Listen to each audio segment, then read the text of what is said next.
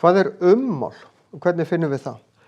Ummál er málið utan ummál, það sem er utanum. Þetta er bara lengdin að labba hringinn ef þetta er kálgarður, gollistarnir sem fara hringinn ef þetta er herbergi, efnið sem fer í girðingun ef þetta er girðing, vegalengdin allan hringinn.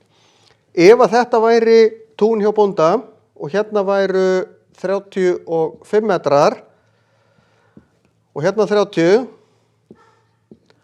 þá ger ég bara 30, byrja hérna, pluss 35, pluss 30, pluss 35.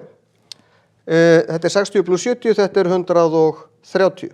En 130 hvað? Já, hér var þetta líklega metrar.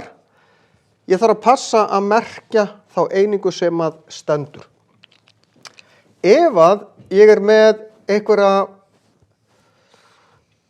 flóknari mynd og gefum okkur að þetta hérna séu 20 og þetta séu kílómetrar.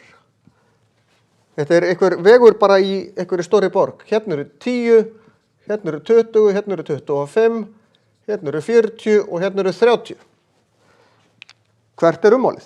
Já, þá þarf ég bara að byrja einhver staðar og það getur borgað sér bara að merkja hreinlega inn á, sérstaklega við í prófi.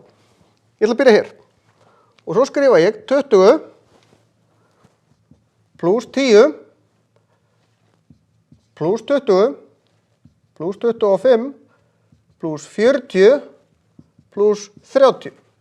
Ég get alveg tekið saman 20 pluss 10 er 30 pluss, þetta er 50 pluss 25 pluss, þetta er 70. Ég get alveg einfaldað reikningin fyrir mig.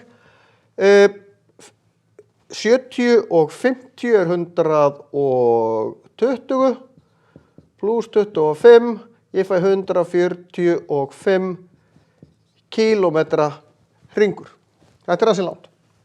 Þannig að passa. Hvaða lengdir er ég með? Hvenar veit ég til dæmis að hliðin og móti er eins? Það er eftir samsuðungur eða ferningur eða eitthvað þess áttar, ferhyrningur. Eða rétthyrningur, réttara sagt.